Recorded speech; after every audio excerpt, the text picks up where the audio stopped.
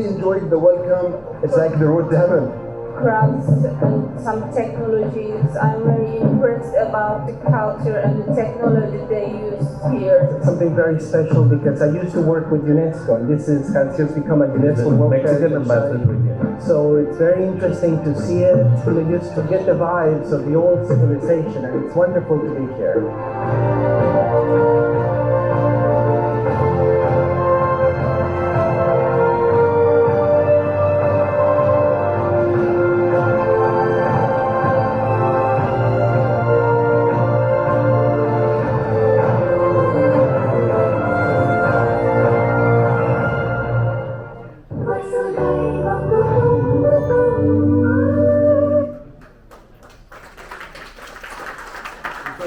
You saw two examples of how India is being showcased during the G20. One was the White Desert, and the other was the Dholavira UNESCO World Heritage Site, which is in a very remote part because Pakistan is very close, it's almost on the border. And where the connectivity was an issue, and as I told you about the story of the Sarpanch. But this is how the G20 is also helping the local economy. And now Gujarat Tourism is thinking of setting up a tent city next to Dholavira itself, because there is no accommodation. So, the visit is going to add. So,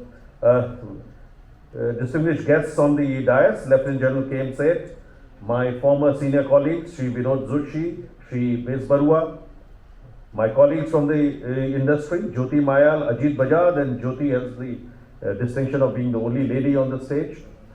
And of course, Sri V.P. Agarwal, who was my predecessor in the Airports Authority of India, and that is my connect with FAST, and I have been speaking at FAST events since I was in the Airports Authority of India. And since the topic is aviation and sustainable tourism, I think I'm an easy speaker that they can lay their hands on for their events.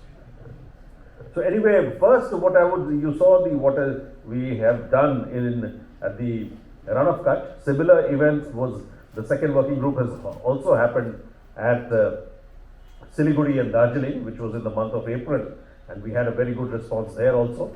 And just before I start on my prepared speech, which is on how the G20 is an opportunity, I think I should also talk about setting the context. Recently, I was in Jaipur for the G20 Expo, and we saw inbound, tour operators come to India now after 3 years. So we all know what we have been through in the last 3 years. Especially the tourism and aviation and hospitality sectors were one of the worst hit. There were large number of job losses. There were large revenue losses. Incomes were lost. Jobs were lost. There was gloom and pessimism all around. People had stopped sending their children to institutes of hotel management because there were stories of retrenchment in many hospitality sectors. So people did not think this was a very lucrative sector. So there was a period of uncertainty and despair all around. But the way our vaccination program progressed, the way the virus's spread happened, luckily all that is now behind us, and we are in a period of where people are again in the sector are getting confident, because they're seeing the numbers, and especially the domestic sector has revived very strong. Some of these stories that most of you would be aware, but I can share with you the numbers. For instance, if you talk, the infrastructure improvement at certain places like Varanasi, that has resulted, according to the statistics given by the UP government, in a 10x increase in footfalls compared to pre-COVID and figures. Pre-COVID, they had about 70 lakh visitors in Varanasi. Today, the number is 7 crores per year, 10x. If you take Jammu and Kashmir, they've seen the highest ever footfalls in 75 years of India's independence. If you take the valley itself, the previous best was 13 lakh number of visitors in the valley. And mind you, these are all predominantly domestic travelers. International travelers have still not started going to Kashmir. So the previous best was 13 lakhs. And the last year, the Kashmir Valley number was more than double, more than 26 lakhs. So the highest ever in 75 years of independence.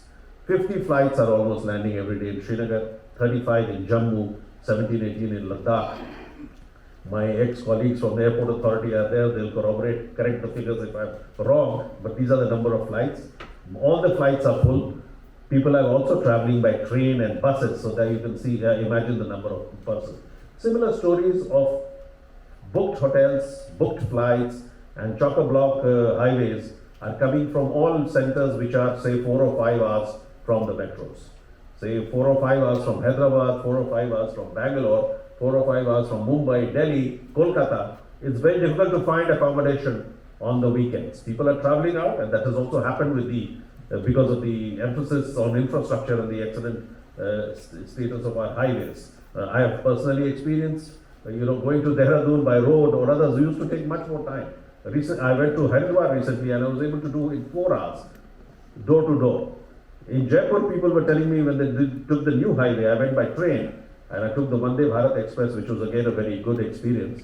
But people who travel by the highway said it took them only 3.5 hours to go to Jaipur from Delhi on the new highway last weekend. So these are the changes that are happening, and that has shown that the domestic sector has definitely come back. The international inbound has not improved as much because of various reasons. The war in Europe, high international fares, all flights are still not operational. I'm sure Mr. Goel will have a question on that. All flights coming into the country are still not running.